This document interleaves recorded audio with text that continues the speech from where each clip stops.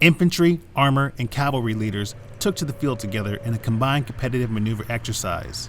The exercise is an opportunity for students of the Maneuver Captain's Career Course to lead Armor and Infantry Basic Officer Leader Course lieutenants, putting their training to the test in a simulated combat scenario. This is the premier exercise for both for the maneuver force for lieutenants, employing assets ranging from obviously tanks. You have the recon platoon, they have UAVs, simulated indirect fires, which is artillery, all of that, truly a combined arms experience.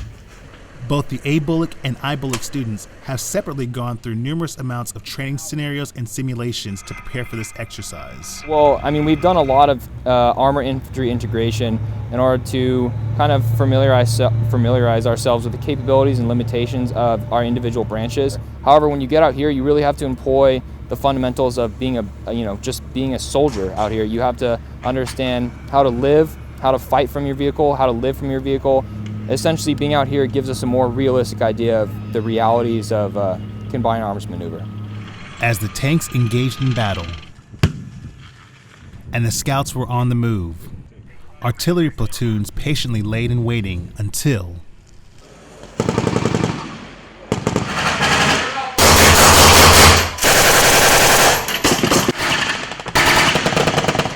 it's kind of a shock first time you see some of the Abrams rolling over the hills and the Bradleys working together. It's pretty cool to see, especially when the guys to your rear and to the front are kind of watching your back, and they all have had the exact same training you've had, and you can kind of trust, especially near the end of our cycle, you trust the guy in front of you and to the side of you. So this class of emerging Army leaders executed their missions thanks to the guidance of their instructors. Our leadership was on point, did everything they were taught throughout the whole course, and just, especially with kind of something new like this, working with the ABULIC students and the ABULIC course, I think they did a fantastic job. Smart, fast, lethal, and precise. I mean, those are all, essential characteristics of any maneuver soldier, any soldier on the battlefield. But this kind of training out here, doing the combined arms maneuver exercises, I think that really facilitates smart, fast, lethal, and precise soldiers and the development of those traits in new lieutenants. Due to the success of this exercise, the two schools aim to make this an annual event. You guys are all down! Charles Gilbert, Fort Benning, Georgia.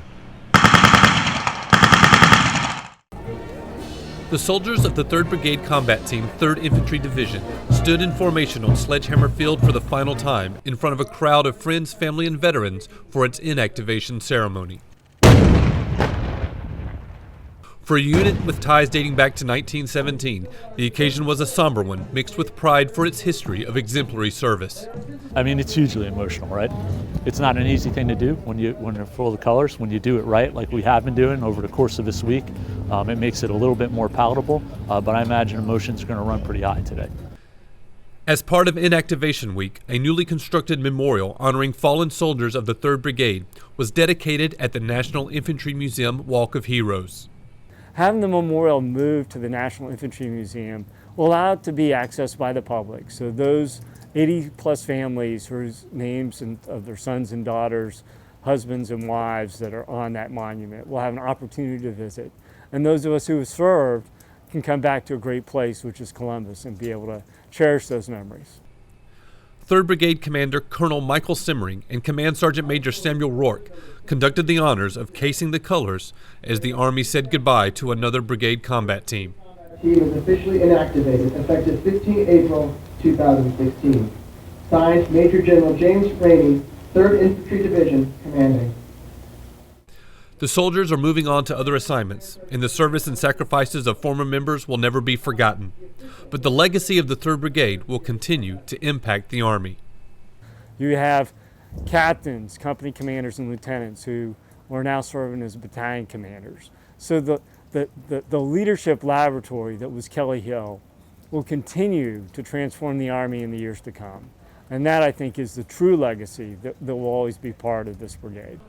The 3rd Brigade, 3rd Infantry Division has called Fort Benning home since 1996 and saw 6 deployments since 2003 in support of the global war on terror. And on this rainy April day in 2016, the final chapter was written. David Wright, Fort Benning, Georgia. Excitement and anticipation filled the air around Fort Benning as the Maneuver Center of Excellence underwent a change of command. Receiving command from Major General Scott Miller, Brigadier General Eric Wesley accepted his new role as Commanding General of the Fort Benning Maneuver Center of Excellence. Effective 18 March 2016, signed Eric J. Wesley, Brigadier General, Commanding.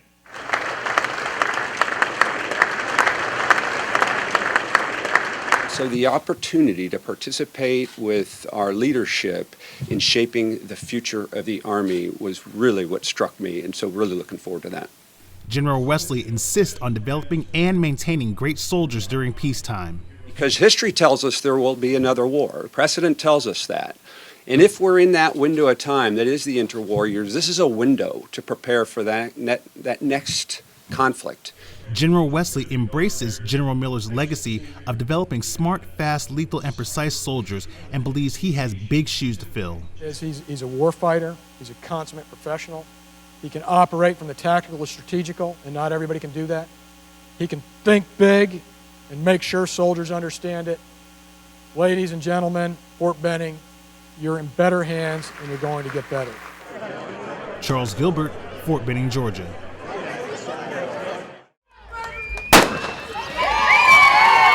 The 33rd Annual Best Ranger Competition is now in the books. Day 1 was kicked off with a 5-mile run at Camp Rogers, home of the Airborne Ranger Training Brigade. Immediately following, the Rangers had to compete in a number of stations at the Malvesti obstacle course. Once the competitors finished the course at Malvesti, they took a nice jog to Victory Pond, where they swam against the current from one side of the pond to the other. Afterwards, the Rangers ran another 12 miles to Selby Plaza.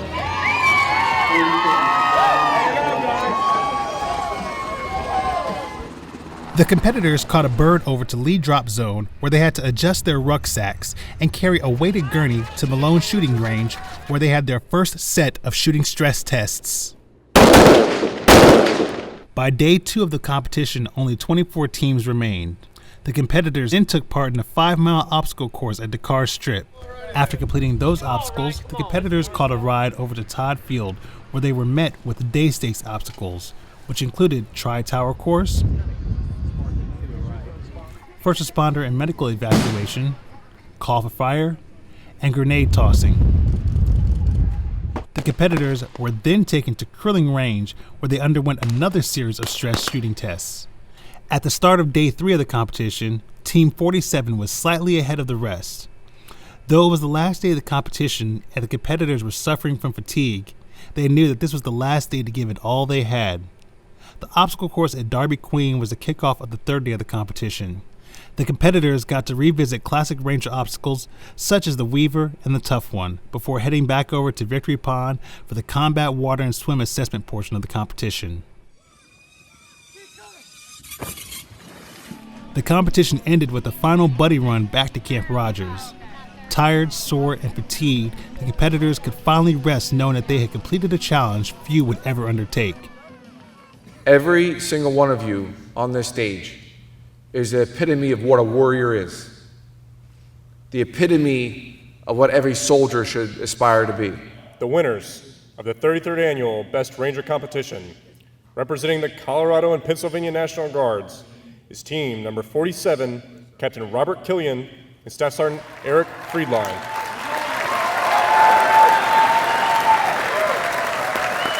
The two soldiers are the first National Guard team to ever win the competition.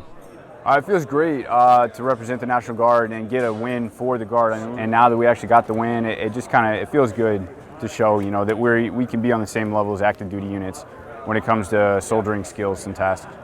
The soldiers leaned heavily on each other and pushed one another through the competition. And you got to play towards each other's strengths and weaknesses, and that's why it's a two-man team. You have a partner for a reason. If you're not going to work as a team, what's the point of having them? So. Both Captain Robert Killian and Staff Sergeant Eric Friedline plan on competing in next year's competition.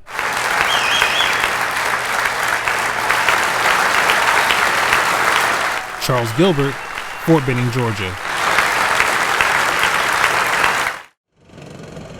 After a long week of assessments and execution, the 2016 Sullivan Cup has come to a close. Named after General Gordon Sullivan, The Sullivan Cup was designed to find the best tank crews in the Army. This year, 16 crews from all across the Army and Canada battled for the title. They were given a menu of tasks to train for, but we haven't told them what they're getting tested on. So it's all about the train up and getting prepared for it, so they'll be that much better of a crew when they get done with this. During the week-long competition, tank crews tested their skills in events such as land navigation, tank preparation, medical evacuation, and night exercises. So each individual event appeared to be pretty easy, but if you threw them all together, it was fairly challenging. You just got to ask the crews. It all came down to a Thunder Run shootout between the top 5 crews. The final crews were scored based on defensive, offensive, and assault maneuvers and firing accuracy. And so a true test of a tanker is when you throw them out there on the range and you throw some targets at them and let them engage and destroy the enemy. So it'll be fun to watch. This year, the winners were announced at the 2016 Armor Ball. First place, the 1st Battalion, 252nd Armor, 30th ABCT, North Carolina National Guard. To be in the National Guard and to win this, it's amazing. When they called us up there, it surprised us all. We were nervous, hearts were racing. It was a surreal moment. The Armor School is answering the demand from the Chief to raise the readiness level of the United States Army. Participating tank crews gained a wealth of knowledge that they can take back to their units and teach others, thereby producing more effective and battle-ready tankers. The next Sullivan Cup will be held in 2018. Charles Gilbert, Fort Benning, Georgia.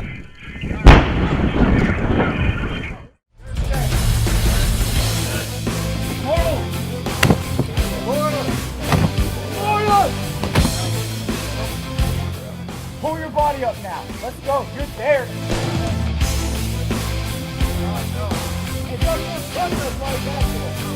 There's a big, great thing. Heck, go up.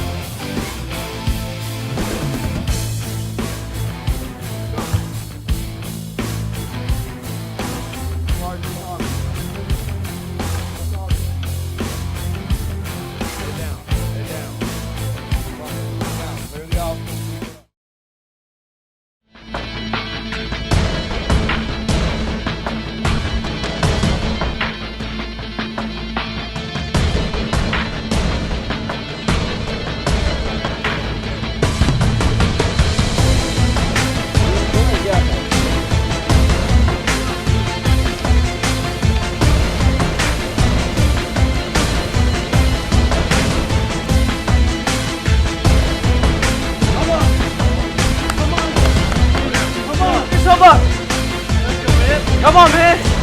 Pull yourself up! Pull yourself up! Come on! Pull it!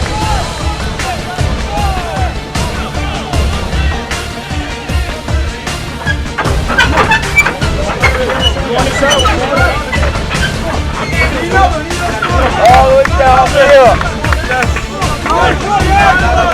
All the way down!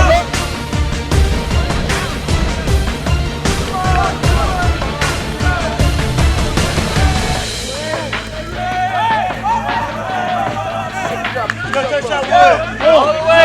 Use your arm! Pull yourself to the rope! Pull yourself to the rope! Come on, baby!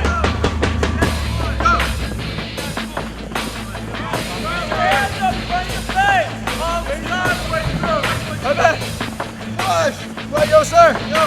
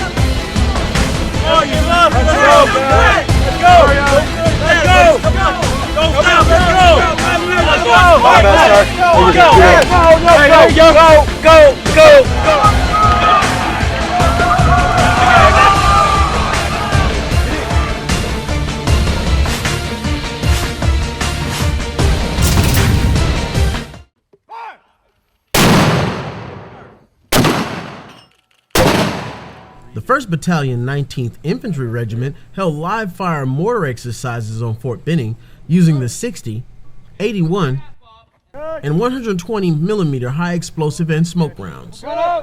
OSIT, or the One Station Training Model, promotes early exposure to the munitions and techniques indirect fire infantry soldiers need to complete their support missions in the field. Recent changes in instruction and active participation increased the soldiers' advancement toward infantry mortarman certification. We integrate the mortars earlier into their basic training cycle so that it's not foreign to them when they get to this actual AIT portion of their OSIT training. As the staff sergeant calls for fire and gets instantaneous response via radio, the range is estimated, Get that gun up. targets located, rounds are selected, and targets are engaged with a battery of fire from multiple positions. This company will train employing more tactical uses upon completion, greatly increasing graduation rates for soldiers. As the only Army mortar company, uniformity blends existing doctrine with newly developed technology to fully support the Army's mission. Roger, copy. End of mission. Target destroyed. Courtney Woody, Fort Benning, Georgia.